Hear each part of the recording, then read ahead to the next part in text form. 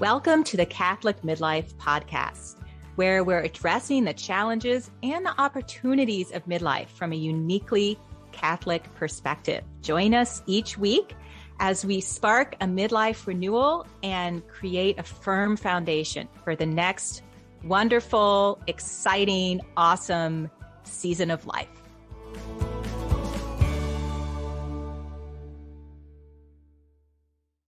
Hello and welcome to the Catholic Midlife Podcast. It's great that you're here. I'm Curtis. I'm here with my hostess.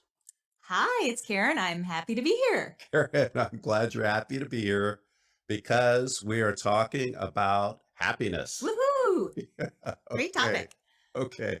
And last week we were talking about purpose, and purpose has a big role to play in happiness. Totally.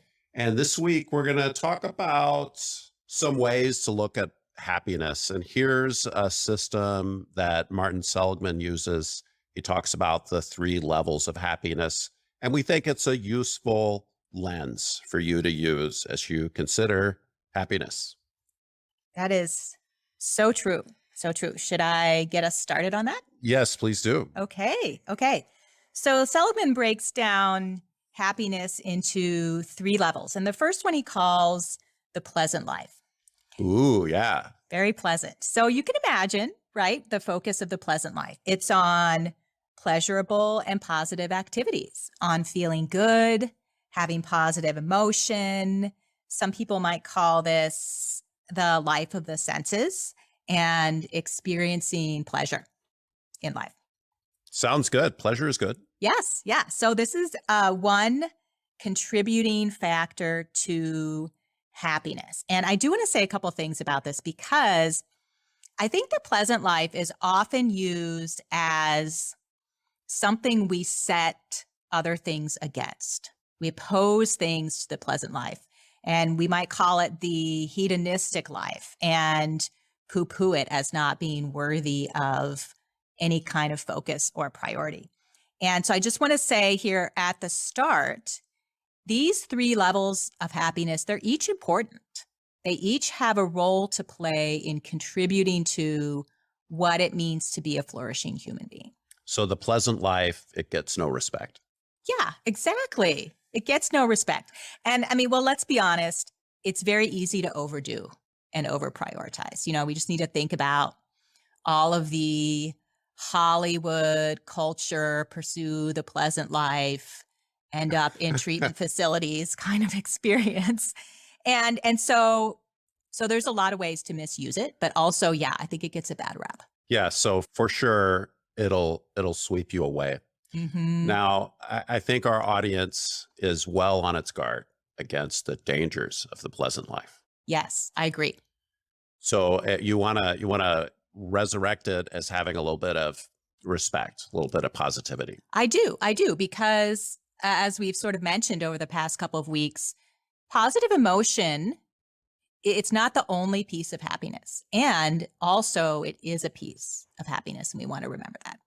Sure. So the good life could be considered the second level of happiness. And this is about engaging character strengths, those virtues and talents that you have, those things you like to use when you're doing good, when you're making things happen, when you're accomplishing things.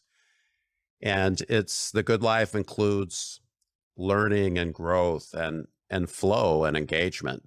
When we are in the zone, we are at home and things are moving along, where things are working for us, we're taking on our challenges, we're able to control what happens, and it may or may not turn out the best, but it's within our control. We feel good about what's happening. Right.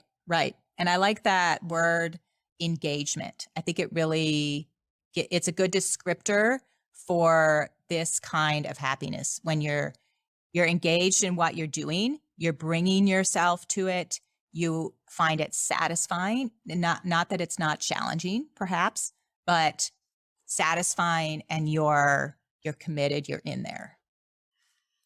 Yeah. So the good life, this is you're going to work, you're able to do your job, you're able to bring creativity and skills to the challenges that are there. You're reasonably confident most of the time that you can make things happen, get it done on time and well, and it feels good. Yes, yes. And there's a couple ways that really you can get disengaged. And I mean, one thing is when you're dealing with a task or an activity that's just super boring, when there's no challenge, there's no way of connecting your strengths to it. If it's too boring, or if it's just too hard and overwhelming so that it's hard to even process, you don't even know where to start. Those kinds of things can be very non-engaging. So there is kind of this spot where you're doing something, it's not boring, but it's not so hard that you're just at a loss and you can't even engage with it. Yeah, so it's challenging, but it's manageable. It's not Right. over challenging, Right. and it's not boring. Exactly. Exactly. Humans do not like being bored. It's behind so many things, It's like really true. like getting distracted. Mm-hmm. So in this area of the good life, we can think about work and play and love as sort of different categories or buckets. Yes. And so if things are kind of cooking along in all those categories, we're feeling pretty good. Yeah. Yeah. It has a lot to do with our overall happiness. And I do want to stress this because I don't think we think about engagement very much when we're thinking about our well-being or our happiness or what it means to flourish. It doesn't sort of hit the radar. And also I think when we're not engaged, it comes out in other areas. So I'm thinking of this gal I knew who was very successful in her corporate job and she was good at it, but she was not feeling connected to it. She wasn't really bringing her strengths and values. And also, we'll talk about this in a second, she didn't have a sense of purpose around it. So that her outlet was going on vacations and buying things, especially shoes. She would go out and buy shoes. She had this whole room of her closet dedicated to shoes. And it was really because this lack of experiencing engagement and happiness in her work was coming out by seeking it right in the pleasant life instead, rather than addressing the engagement issue that was contributing. Yeah, so with a lack of engagement, it's easy for the pleasant life to try to reach out and grab you, to Yeah, compensate. exactly. Reminds me of the working man. Mm. The working man, he goes out, he works all day. And guys, I'm thinking of a Rush song, okay? So you Rush fans, you know this one. I didn't get this, by the way. Yeah. But he goes out and he works, gets up early and he works till 5 and he comes home and he has a beer and he's like, how come there isn't much going on around here? Mm. And That's a it's line. Is that a yeah, line? yes. It rhymes. It rhymed, didn't it? No, it rhymed. I mean, if you heard it with the guitars, you'd like it. Okay. So it's just that idea that he's going out and he's not super engaged. And so he's just sinking into the hedonics, he's just looking for some compensation by way of a quick hit with some pleasure. Right. Right. That makes sense. So it's definitely worth evaluating your level of engagement. If you're looking for an interesting thing to do from this podcast here, could be evaluating how engaged am I at work? How engaged am I in recreation or downtime? How engaged am I in my relationships and the things that bring me love in my life? Well, engagement isn't the first thing we think of when we're looking around and wondering what's missing. Right. Exactly. So, but you can appreciate that if you're bored or if you're over challenged and nothing's really pulling you in, it's all push in your life. There's no pull. there's not so much attraction, that life is really hard, Mhm. and it just sucks the energy out of you. Yeah. And that's really one of the points, and I think we'll get into this at the next podcast, is happiness is important for us to show up so we can show up at our best. And Yes. there's many reasons why we can and should really cultivate it, because we're going to show up at our best. We're going to influence others. And if you're a person that finds yourself without much engagement in your life, it's going to be hard to show up as your best. Exactly. Exactly. So the third level of happiness, we call that the meaningful life. The meaningful life. So a life living with purpose and meaning, connecting your strengths, your values, who you are to something that's bigger than yourself. Something that's bigger than yourself, making a contribution to something bigger. And we talked some about this last week when we talked about building purpose as central to happiness. Yeah, and again, often it's the things that you do well, Mhm. your character strengths, those virtues that you have. Mhm. If you are congenial, if you love to entertain, those could be strengths that you could leverage to provide a lot of meaning in your life by serving something bigger than you, like your local church or the broader church or your personal evangelization or whatever.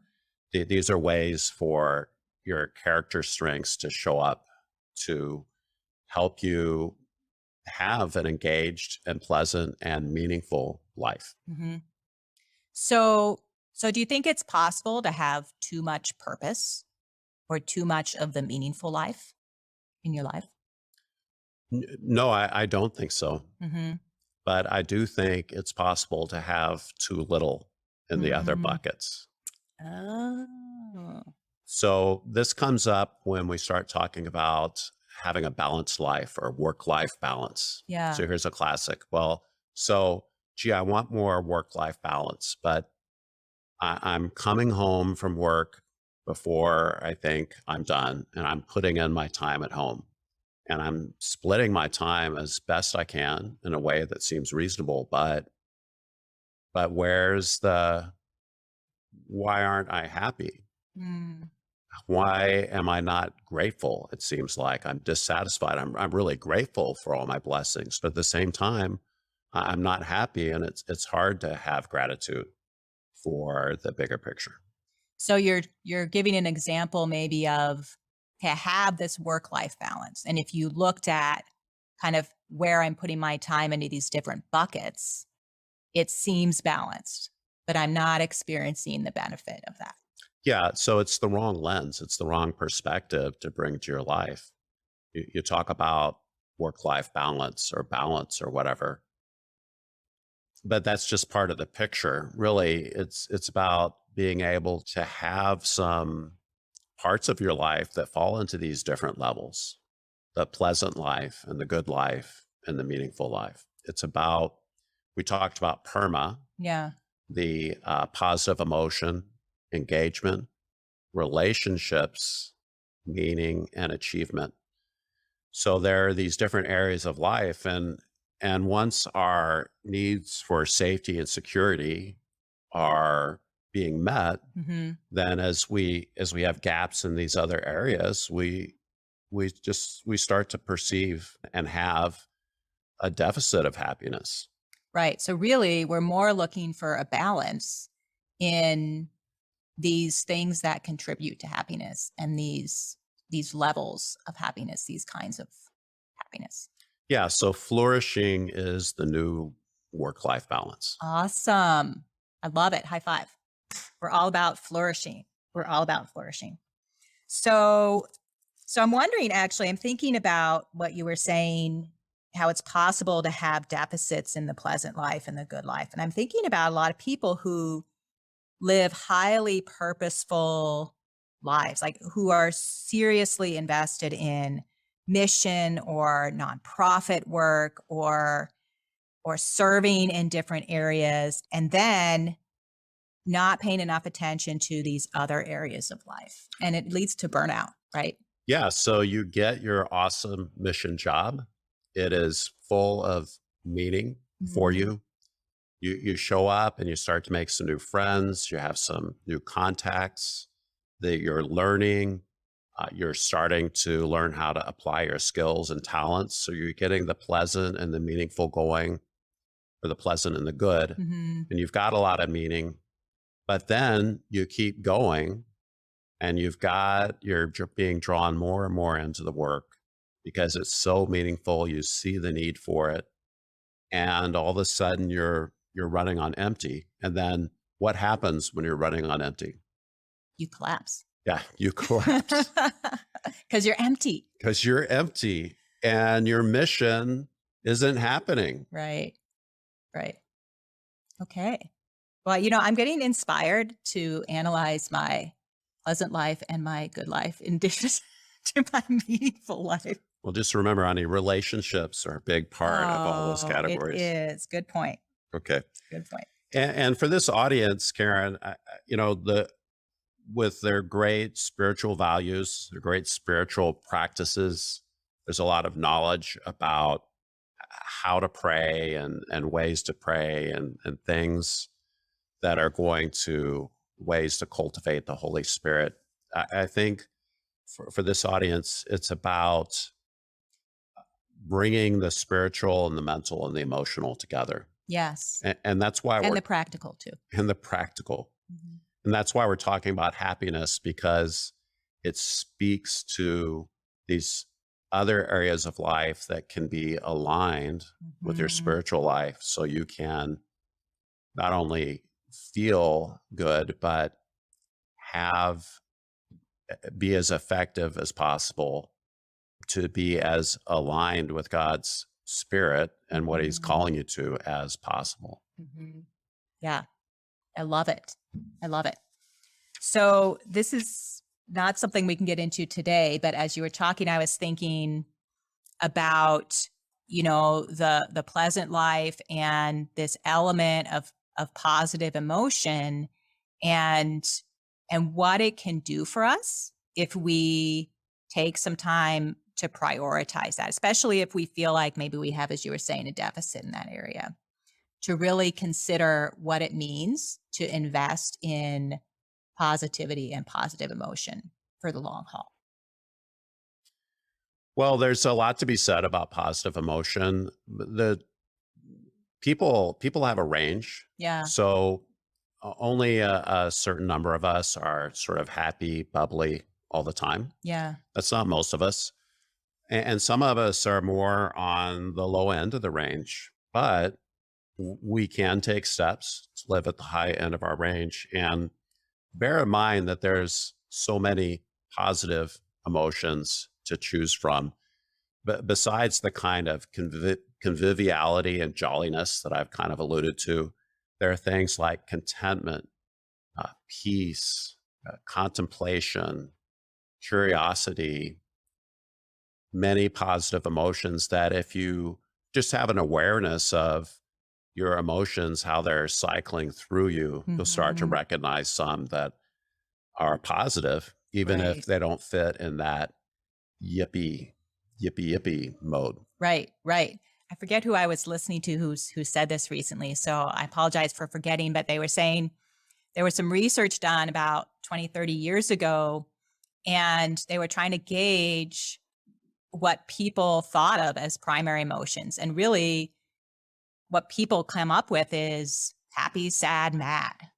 And so they were starting to recognize there was this lack of understanding about this full range of human emotion and all that it in, entails. I mean, even if you think of like, I want some more positive emotion, I'm going to try to invest in humor. Well, it's just not what people normally think of. They think of pasting on a smile and being happy. So it's very, So you think men should have more emotions than happy, sad, mad? I do. I think you already do, and you just don't realize Okay. Okay. it. No, it's true. It's true. It's true. It's Okay. true for all the genders or both of them. Okay. So we'll dig a little bit more into that next week. But just to sum up our time today, we talked about the pleasant life, the meaningful life, engagement and flow, and I did that wrong. The good life. Oh, That's the in the good middle. life. I messed it up. The pleasant life, positive emotion, the good life, engagement, flow, and the meaningful life, having a sense of purpose. And we need all of these to work together to really flourish as human beings.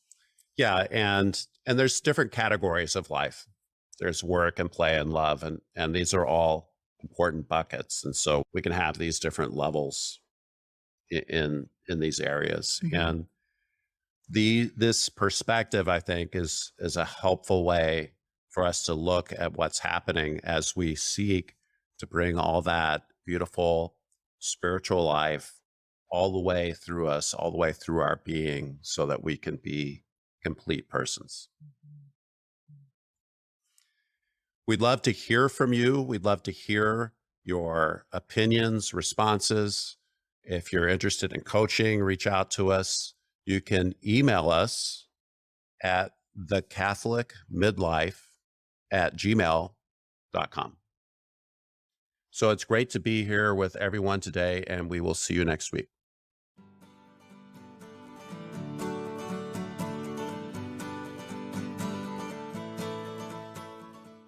Thank you so much for listening to the Catholic Midlife podcast. It's great to be here with you. Be sure to subscribe on your favorite app or platform. Leave a review. That's so helpful so that others like you can find the podcast. And be sure to tell your friends. We'll see you next week.